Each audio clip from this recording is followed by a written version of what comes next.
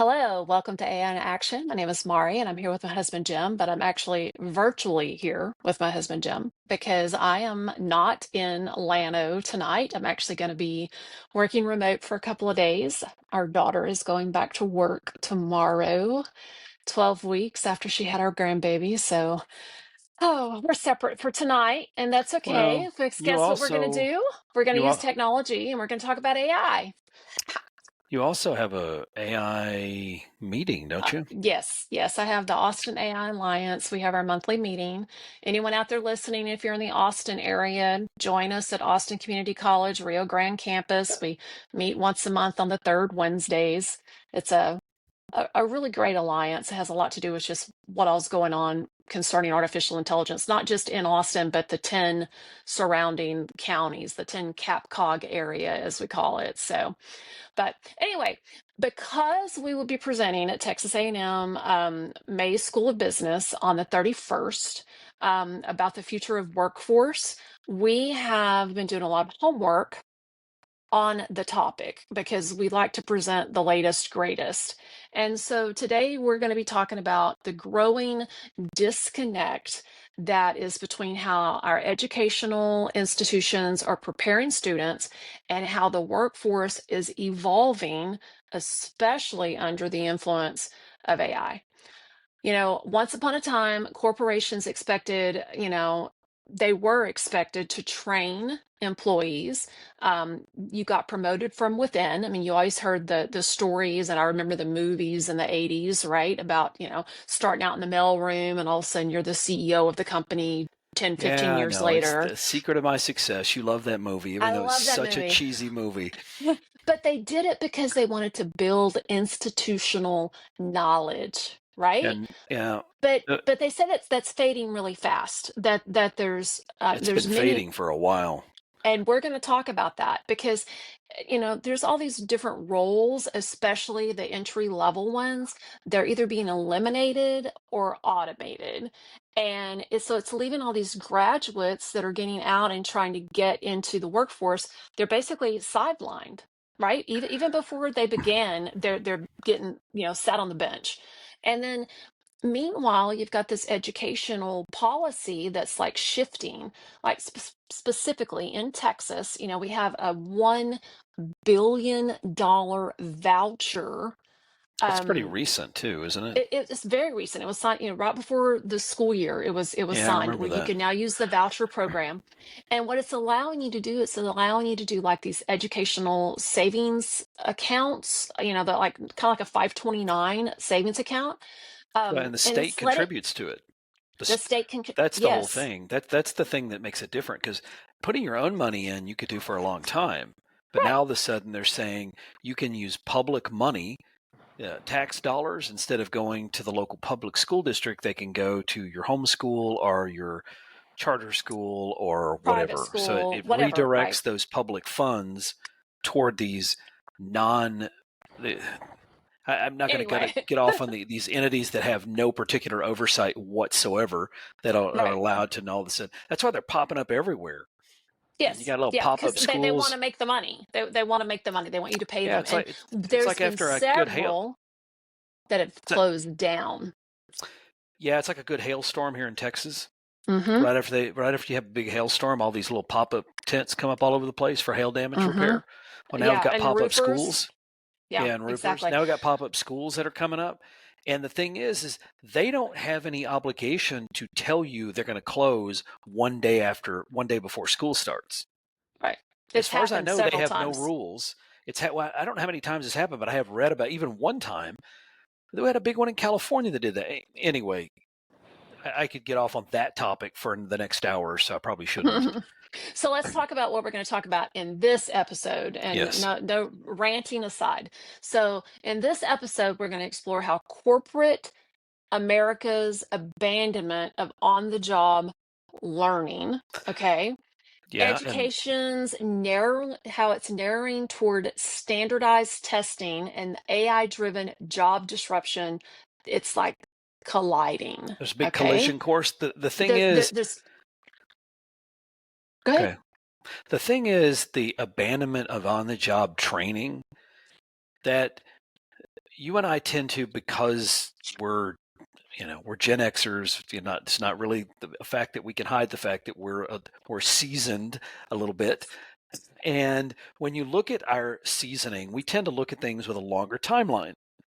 And the on-job training thing, I remember even in the late 80s, early 90s, I got out of A&M in 92 with my engineering degree, and it And you were wasn't a old when you got out. I mean, you'd been in and the I workforce I for a got while. hired. I literally got hired right out of college. I got job offers because I already had experience.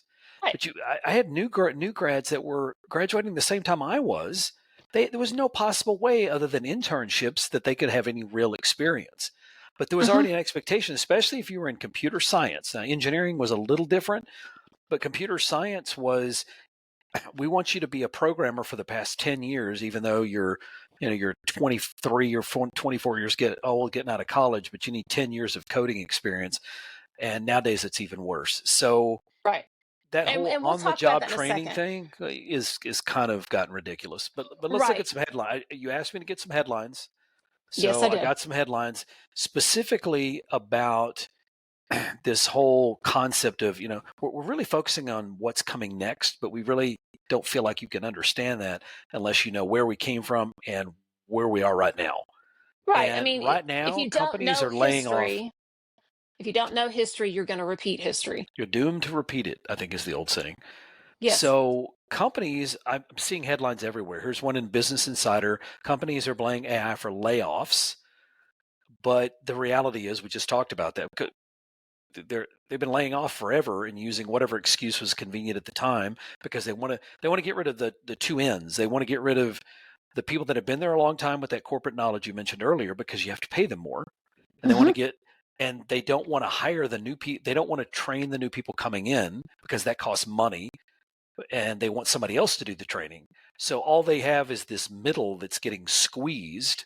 So when you look at a piece of meat, where's the fat? The It depends fat on how is you always define. on the edges. The fat is always on the Mm, edges. It's always around, right? The it's the true. the the center cut is the best piece, right? So that's what they're doing. And when they talk about trimming the fat, they're trying to trim from the top and they're trimming from the bottom. So This, and it's all about the money. of course, They only want to pay what is making them money, and those are the workers that are in the middle that have enough knowledge to be able to make them money, and enough knowledge of the company to keep the company open. So that's one. Now in the Guardian, it talks about how Gen Z faces job procopolis, no, apocalypse. procopolis, Apocalypse. apocalypse, apocalypse, like apocalyptic type Yes, thing, as right? global firms prioritize AI over new hires.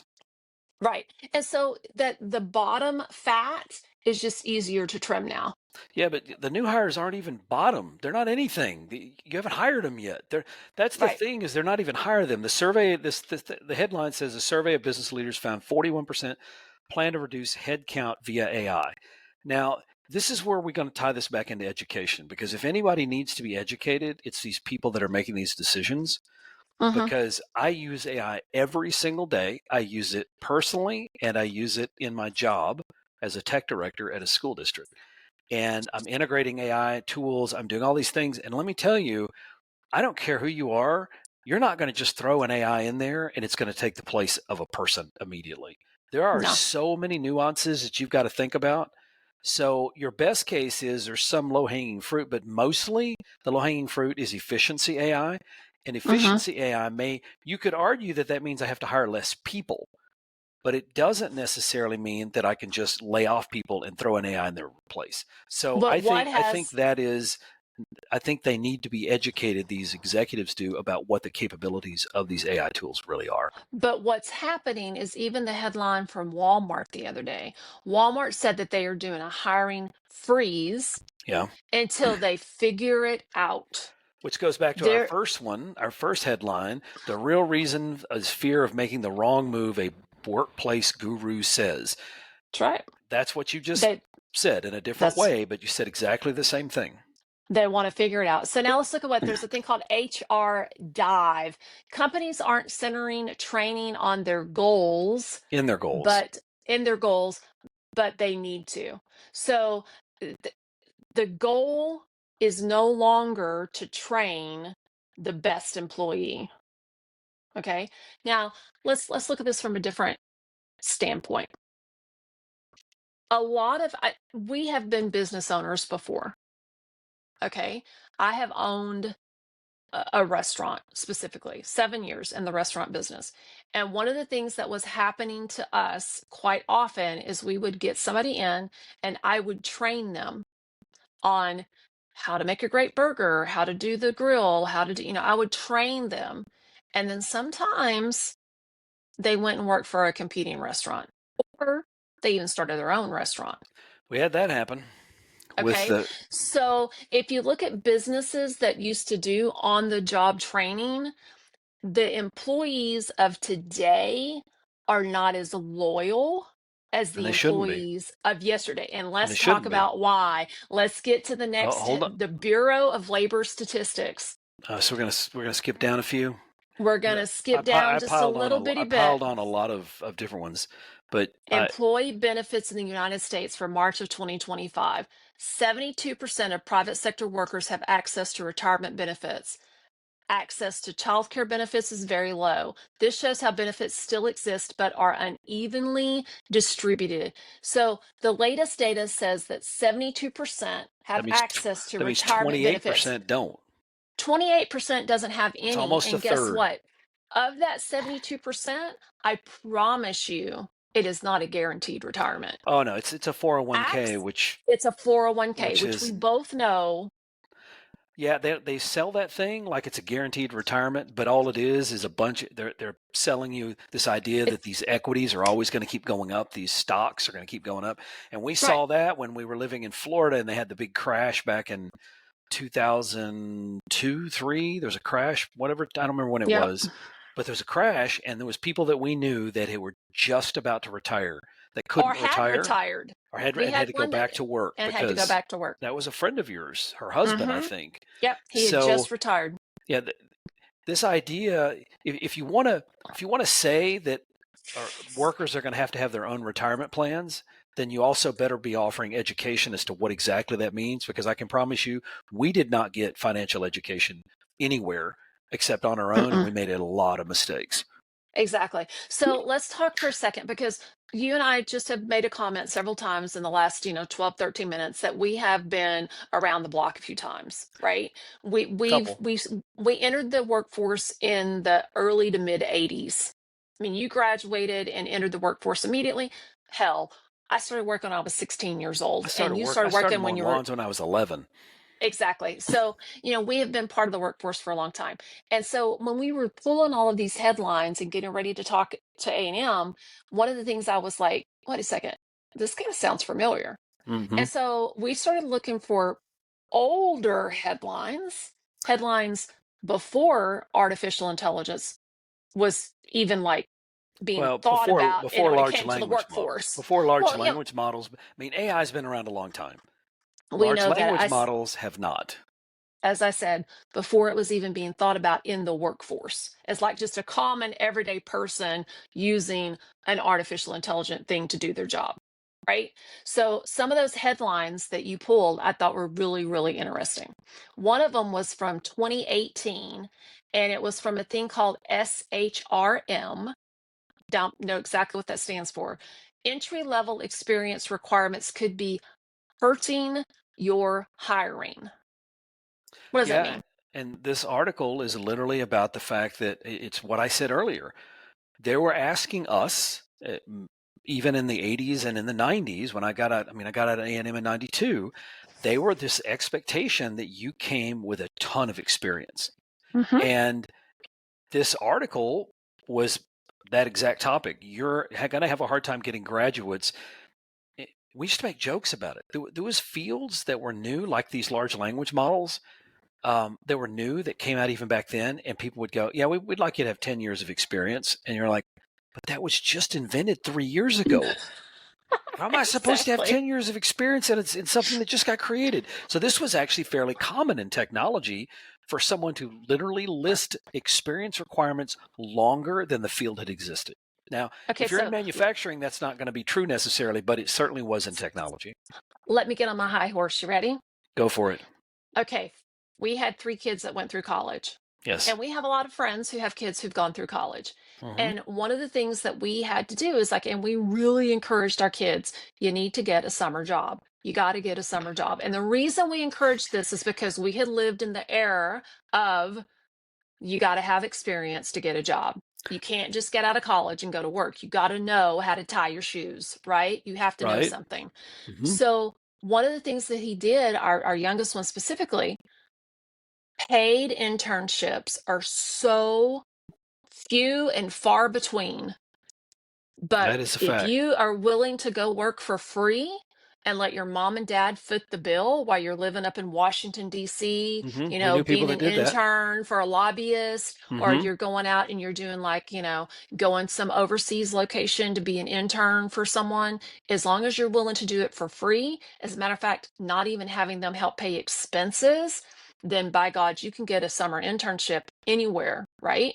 Yeah. Well, the I heard that not only the DC people were bad about it, but the big newspapers and stuff want people Oh, that want to be journalists. I heard it was the same problem with journalists. yes, yes. And so here you go. You've got your haves and your Yeah. have-nots, right? That is a pet And peeve of yours. it's a really big pet peeve of mine because you got a lot of kids out there that they don't have the benefit of not having to work their way through school. And what's really bad, and this is going to be even worse, and I probably shouldn't say this, when we had our middle daughter was about to go to college and we had had a restaurant for so long that whenever you looked at our income, because of the amount of money that we were losing in our business, our daughter got better financial aid aspects. She got better grants and she had great grades. And so, because of a financial need, she qualified for a lot of scholarships based on her financial need. Whenever our son got ready to go to college, we were not in the same financial Yeah, situation. we were working in a We school were, district, though. It's not like we were but, getting rich. but he did not get, I mean, the amount of stuff that he qualified for. And that's why, you and I, we're basically working to help him through school and he's having to work to help himself through school. And so it's a lot of times it's that middle class that gets squeezed the most, right? Yeah, and we're definitely not upper middle class. Our salary we make now in the 80s or 90s would have been maybe better middle class. Right now, we're barely in the middle class because we work for K-12 education, Right. and we still we make too much money. Now, if he wants to go to a really small college, then he could have probably gotten more scholarships. The problem was is they didn't offer the degree plans that he wanted, Mm-mm. or they didn't have the recognition in the field because he's got a degree in computer science, so he's afraid he wouldn't get a job. I mean, there's a lot of trade-offs that people make whenever they're working, and especially coming from small rural America. But So I think he joined the military, so yeah, I think the he point figured it out. is that this problem isn't new. We've got other headlines that again predate the November 2022 release of OpenAI or ChatGPT, but Yep. we've got one even older. The article itself actually was in 2013, but they were in the LA Times, but they were referencing articles written in the 90s Right. that firms were talking about how they weren't going to lay people off, but they did it anyway. And the first thing they cut as they were laying people off was Internal training. internal training, Yep. downsizing over reinvestment. And that Right. reinvestment piece, for this material that you've asked me to help pull together for the A&M discussion at the Mays School of Business, because that is about workforce and education Mm-hmm. and what should education be doing to help. And I built a table, which we probably won't have time to get to, specifically of how benefits and on the job training used to not be considered just a. I mean, it was so common that it wasn't really even thought of as a benefit. It was just expected. If I'm going to Right. work for you, you have to teach me what I need to know. And in your movie that you like so much, the Mm-hmm. kid literally came up from the mailroom. Now he only had 2 hours to get from the mailroom to the CEO position, so they had to accelerate things a little bit. But that was the point was is that because he was in the mailroom, he used that corporate knowledge that he got at a really high rate, but he used Mm-hmm. it still to build a plan to help the company get out of a financial situation. Right. And Right. what we have seen, you and I talked about this when we were actually preparing for this podcast, plus the material. We talked about the fact that coming up through the ranks thing, I remember in the 90s, late 80s, early 90s, I think it might have been the late 80s, I was working as a design engineer. Even before I got out of college, I was still working designing hardware. And the hardware stuff that I was designing was for Macs. And I remember when they brought in John Scully, because I met John Scully actually on an elevator at a conference, but I met the guy. He came from like Pepsi. And for Right. some reason, Steve Jobs, who was younger and didn't know better, he thought bringing him in because he had all these corporate contacts and he ran these big corporations that he was going to be good for running a tech company. Boy, was he wrong. And between him, then first thing Scully does is push out Jobs, and then they get another guy in who also comes from I think he came from an actual tech company like IBM, but they basically killed Apple. Right. When Steve Jobs came back, they were about to go bankrupt. Mm-hmm. And Mm-hmm. he ended up bringing them back from the brink to what they are today because he had corporate knowledge. Right. I Right. can't It was overemphasize his that. baby. Apple was his baby. He knew He, every single thing he about it. knew the nooks and Every single crannies. thing. He knew Yeah. he knew Yeah. he knew the skeletons in the closet, where the bones are buried or bodies are buried, whatever you want to say, whatever old saying you want to do. So I think that was interesting that it's considered a perk now to train someone to do the job you're asking them to do. That's Right. why do you think our young people have? You mentioned loyalty earlier. Why do you think they don't have Yeah. any? Why should they? What perk are you giving them other than a paycheck? And if you're going to give them a paycheck, my loyalty is going to be to whoever gives me the next biggest paycheck. Well, and there's all these horror stories, and I mean, I know people personally. I know a lady that worked for a corporation here in Austin, Texas. That she started working for them when she was 21 years old, and she worked for them for 27 years, Yeah, I remember and this just story. got let go. I mean, she got let go, She got and laid it, off. yes, and it's one of those things that, I mean, And you give your life to some of these companies, and then you get literally a pink slip. I you mean, know, it's happening too. I mean, it's been happening for in a long time. in education, a lot of the teachers that are retiring out from education, believe me, they're not getting the respect that they deserve when they decide to finally leave. I mean, Well, the funny thing is believe it or not, though, education, if you move outside of the boundaries of the school district and you move to the level of you know the state level and all that stuff, they don't have any respect. I mean, that's why they've been killing the teacher pensions, because the people in Texas that have been in control, I won't say which party, but they've been in control of our party for like 30 something years. They hate public education. They got a couple of billionaires putting tons of money into making sure we kill it. And one of the ways they're killing it is to kill retirement. They want to privatize the retirement system. So now what was the rule of 70, which meant your age plus your years of service add up to 70, you could retire. Then it became the rule of 80. Now it's the rule of 90. So you have to have been working in a school district from the time you're 12 years old in order to be able to retire at a reasonable age. Can you imagine being in the classroom for 45 years? I I know mean, people who have been. there have been, but you're going to have to treat teachers a whole lot better than you do to get them to want to stay in front of a classroom for 45 years, Yeah. because between the parents and the disrespect they get from the parents and from the state legislatures and all the others, they're like, you can lucky if you can get them to stay for 5 years now. So Yeah. anyway, All right, I'm let's done with talk that about our rant. key points. All We've got right. about So what are the five points? minutes left. And we got to talk. We got to go over these because we really want to make these when we go talk to the folks today. So, on the job training doesn't exist anymore. It's been dying for a while. They're just killing it faster. AI is Okay. accelerating it. Yes. Okay. AI and entry level jobs, they're those lower tiered positions, they're disappearing. Yep. Okay. Um, Trade versus white collar. I thought you would This, like that point. I put that you in know, there because I saw a headline. That's why I put that hmm one in there. I saw a headline specifically about trades, people in the trades like plumbers using AI as a tool every day. Mm-hmm. So I just thought it just kind of flagged in my mind.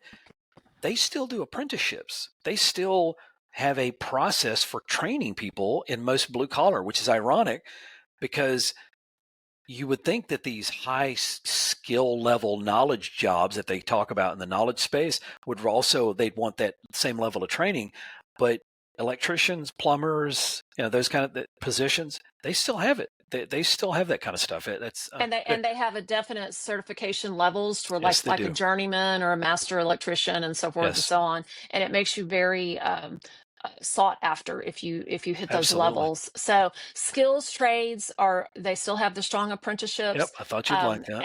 and I think that those skilled trades are one of the ones that it's going to survive the um, That's what people AI say. revolution or whatever. I Yeah. just I just hope the Um, pay keeps going up for it. the narrowed K-12 curriculum, because of our standardized testing pressures, it's stripped out of the life skills and the practical learning that happened in K-12 education. And because of that, that is not feeding, or we're not able to feed as much into the workforce as we used to be able to do it. Now, we still have like CTE classes and stuff that you get a little bit of state money for if you do like Yeah. CTE, but let's talk about under-resourced K-12 schools.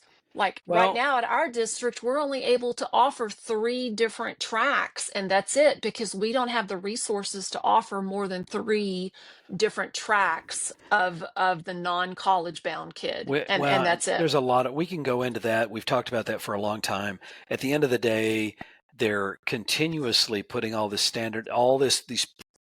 things that we have to do in K-12 that keep us from doing the things. When I was here, when I was in Llano High School, we had trade classes, we had Mhm. welding, and then we still have welding here, but it's really narrow focused stuff that we have now compared to what we had I then. mean, we had when I was in high school, which was about the same time when you were, we had finance classes, we had Yes. sewing classes, we had cooking classes, we had What? mechanics classes, we had, Yeah. tons of different things that we could do. And we had these little We did micro mini things that we could courses. do. Yeah, Yeah, like we did six mini weeks. courses in junior high here. Right, right. Like if I So liked photography, I could sign up for a 6-week mini course and learn how to yeah, do. I've got several students who are now professional photographers that were in my makerspace that I taught them because how that was to one of our use a core camera. skills. That was one of your core Right, skills in your makerspace. right, was Anyway, I photography. had you a couple other key points that I wanted you to make sure that you went over. It's why I put them in here. Policy So shifts and innovation paradox. yeah, You've that got one your is voucher that's and a your rant charter for me schools. Yes, so we got the voucher and the charter school dilemma to where we have all this going on, and it, they tell us, foster innovation, and then they draw a box and they say, oh, by the way, this is the box you have to work within, and this is where you can foster that. Okay, but that doesn't work for public education.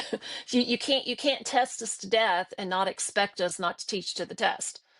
Okay, Well, yeah, and then you can't expect me to be innovative if you draw such a tight box that I have no space to innovate in. So right, and the thing is, they don't even see the fact that what they're saying is completely opposite of each other. I want you to innovate, but right. I'm going to take away all your resources to innovate with, and I'm going to take away all your room to innovate and force you to. Anyway, it doesn't make Right. sense. So This one's important too. When you and I were having this conversation before we got on to do this podcast, one of the yes, things we talked about was like the online school contradiction. One of the things they say that they are, online schools, K-12, whatever, we have one in take your Texas kid. that the We state have one in, actually has. it's free. Yes. It's not, because it's costing you your education, because they say that online schools are the way to go, but do they not remember that during COVID, what's the first thing we had to do is we had to flip the switch and put all the kids online at home to get their education. And now we still have not, and we will not close the gap between what we were before COVID versus what we are after COVID. We have so many kids that are so far behind because of those, literally 2 to 3 years behind because of the COVID situation where they all went online. But AI is going Now, to fix all that because AI is going to get rid of the need for teachers and it's going to make the whole online process more interactive. You know what the flaw in that particular idea is? Because I love AI, don't get me wrong. We had if you live don't have, we had live teachers We had Yes. live teachers teaching it. The problem is that we saw this because I had one of my, I was teaching a computer programming class, and my son was in it, which is convenient because he was at my house, but I had another kid, and he was at home in this little tiny bedroom. His parents were having his house remodeled. He could barely hear. He didn't have great equipment. So he didn't have the same opportunity to interact with me as my son did or the other people in my class. Hmm. So Because of all the distractions at home. because home is not made. I mean, I'm not a big believer in homeschool stuff. I don't think there is a person who's so qualified that they can teach every single subject at home. And you're a master, you have a master's degree. I have a bachelor's degree. We have lots of education. You'd think if anybody could do it, we could. It's hard. And I wouldn't take it on. what we saw in COVID was the kids that went through that are behind.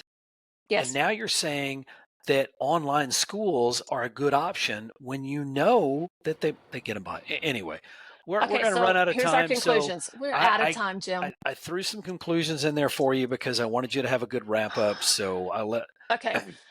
Things are changing in the workforce even faster because AI is acting as an accelerant, and it's like getting rid of on the job training and stuff like that. So AI is accelerating or exacerbating this issue, and we know that. K-12 public education is being told to compete, but we're not being allowed to compete because of resource constraints. There are opportunities, but they're But they're not going to changing. look, they're not looking like they did, 5 years ago, a year ago, 2 years ago, right? And they're going to look Um, different next year than they are do this year. So AI right. is accelerating what those opportunities look like, which we can go into what those are, but we don't have time. No, we do not. And the main thing for me, and it's something that I think is very, very important, this isn't new, right? You're going to have to push harder, and you're going to have to self educate for anything and everything to do with AI. You have to have those skills. They're even saying now that, I read an article yesterday about how corporate America, one of the questions it's asking is, what large language model do you primarily use? So if you're not in an institution, K-12 or higher education, that is teaching you how to utilize and how to properly utilize artificial intelligence, you are going to have to self-train so that you're able to get a job when you get out. Or you could hire us. But what's interesting about that is it's not just teaching you, it's not just about AI. AI has a dual role. It is a skill you're supposed to have, but it's also being considered a tool that you're supposed to use to self-educate. So it's another excuse not to provide you with professional development, which is the term you would use in education, but it's the same thing in corporate America. The things that they used to teach you as you got there, they're now saying, oh, well, you can do AI tutorials, and they're probably even going to provide AI tutorials. So it's got this role as this, I want you to have the skill, but oh, by the way, I also want you to use it as a tool. That Hmm. seems contradictory to me. How can you? I mean, I use AI as a tool to help me educate myself, but it's still a lot of work, even with AI, to learn how to do something. So you can't just say, well, you've got AI now, everything's just easier. It may be for the easy stuff that AI is capable of doing, maybe, but it's not easy for everything. I mean, No, it's not. I have a process I use for learning with AI that involves multiple tools. Right. So, my name is Mari. I'm here with my husband, Jim. And we're done And ranting. thank you. We're done ranting. Thank you guys for listening. Catch us next time on AI in Action. Until then, you guys have a marvelous rest of the week.